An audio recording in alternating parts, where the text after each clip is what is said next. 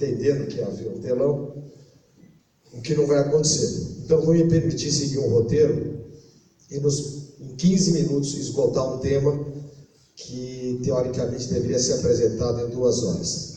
O tema é o narcoterrorismo no mundo e no Brasil, as suas origens e os seus tentáculos políticos. Tema pesado e tema da maior importância para nós.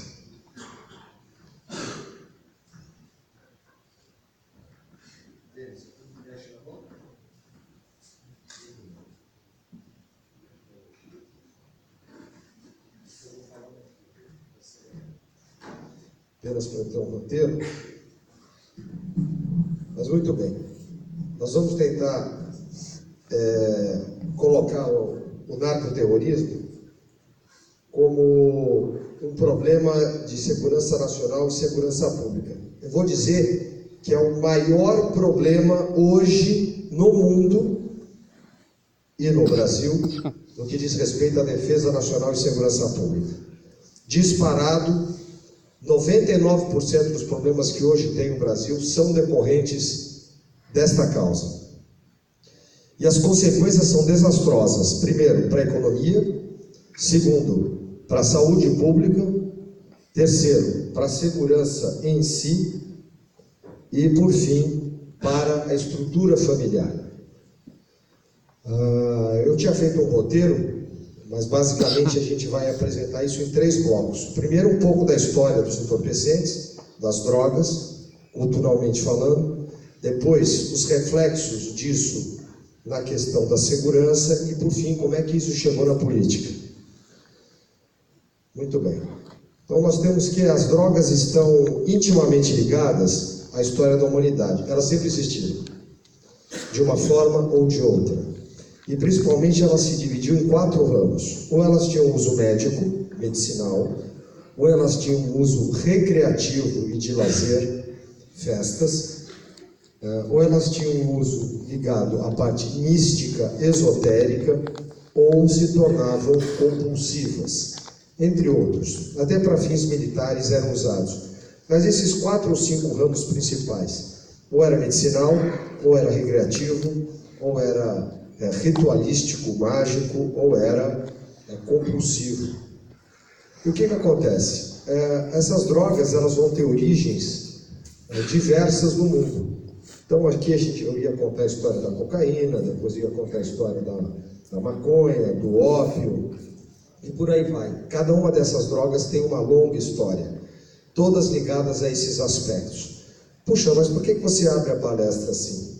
Para dizer que o problema é antigo e tinha raízes diversas.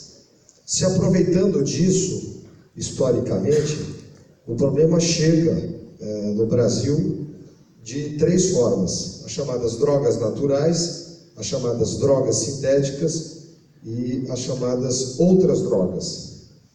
Muito bem. E o que era usado para aqueles fins começa a se tornar um problema de saúde pública, porque cada uma das pessoas reage de forma diferente. E quando isso é colocado em larga escala, a gente tem grandes problemas, principalmente porque trazem sequelas cerebrais graves e algumas irreversíveis. E muitas patologias psíquicas, quando se pensa que a droga vai ajudar, na verdade ela potencializa. Existem exceções, o tema é controverso, é polêmico, eu não vou entrar nessa questão, até porque eu precisaria de slides para me aprofundar, mas eu vou apenas me ater no genérico, porque o que interessa aqui é como isso chegou até a política. Muito bem. Se a gente pegar um mapa do mundo, os lugares que mais se plantou e utilizou drogas, curiosamente foram a América Central e a América do Sul e lá na Ásia. Esses foram os grandes produtores de droga na história da humanidade, desde os primórdios. E hoje isso está espalhado pelo mundo inteiro. Tenta-se plantar no mundo inteiro e tenta-se produzir no mundo inteiro. Mas a América do Sul ainda continua sendo a sua principal protagonista, entre as quais a Bolívia, a Colômbia, agora a Venezuela, o Peru era até pouco tempo, e o próprio Brasil. Lá no Oriente, a China foi uma grande produtora de ópio, o Afeganistão, o Tajiquistão, aquele meio da Ásia produziu bastante, o próprio Vietnã uma época, enfim. E o Brasil? O Brasil é hoje o principal corredor transportador de droga do mundo. Simples assim. A droga é produzida do nosso vizinho, ela obrigatoriamente passa por aqui para seguir destino, ou vice-versa. Então isso já dá ao Brasil uma dimensão importantíssima sob o ponto de vista estratégico. Os números que nós estamos falando são absurdos, né? Pena que não temos o telão para mostrar as fotos, mas são toneladas e toneladas e toneladas todos os dias, em todos os lugares do Brasil, sem contar o que não é apreendido. A Polícia Militar, a Polícia Civil, o Serviço de Inteligência tem feito um bom trabalho, mas ainda muito aquém do volume do que passa aqui. Sem considerar que nem todos os 27 estados têm a mesma polícia tão bem equipada ou treinada quanto a nossa. E o estado de São Paulo é um dos estados chaves dessa operação, porque aqui moram 46 milhões de pessoas, 25% da população brasileira, 2,3 trilhões de faturamento anual, o maior PIB da nação, a soma dos 7 outros estados que têm PIB grande depois do nosso não dão metade do nosso. São Paulo é o segundo maior PIB do Brasil, a cidade de São Paulo, depois do estado. Então o mercado consumidor está aqui. Não precisa ser muito inteligente para saber que a droga se tornou um negócio. E aqui eu tenho alguns dados estatísticos de 2015, 16, 17. É pena, repito, que vocês não possam visualizar, mas a quantidade de drogas apreendidas, de maconha, de cocaína, com origem, com sem origem, enfim, e sempre dentro do estado de São Paulo. E os desdobramentos disso na sociedade, né? Porque tem fotos da Cracolândia, fotos de comunidades e de problemas diversos. Bom, a gente vem caminhando na palestra e vai chegar no seguinte questão. A gente para um pouco e vai falar do crime organizado. Então a gente contava um pouco da história do crime organizado no Brasil, desde os primórdios, mas principalmente da República para cá, que é quando isso começou a ficar mais claro, né? E principalmente depois de 1930, quando Getúlio Vargas mistura presos políticos com presos comuns. Quer dizer, um tinha a força física, outro tinha o cérebro. Quando ele uniu os dois, ele criou um monstrinho. E depois, isso prossegue, até que no governo militar, isso novamente acontece, só que dessa vez, presos com viés ideológico, que buscavam recursos para manter as suas operações militares. Isso tinha um viés comunista, tinha um viés socialista, na medida em que eles pregavam a Revolução Armada para a tomada do poder. Precisavam de armas, equipamento, logística, comida, e isso precisava ser captado através de assaltos a bancos, roubos de carga, e qualquer tipo de ilícito, ataque a quartéis, para que você tivesse aquele armamento. Esse movimento de guerrilhas ele começa nos anos 60, vai se entrando, até que quando a gente chega nos anos 70 e 80 na América Latina, onde há uma junção entre movimentos de esquerda que buscavam a tomada do poder armado e o narcotráfico, porque aquilo era uma fonte de renda. Então, a simbiose era: o guerrilheiro precisa de arma e o plantador de drogas e o produtor precisava de defesa. Então eu te dou a defesa e você me dá o recurso que eu preciso. Isso aconteceu de fato no Peru, aconteceu na Bolívia, aconteceu no Equador, aconteceu na Colômbia.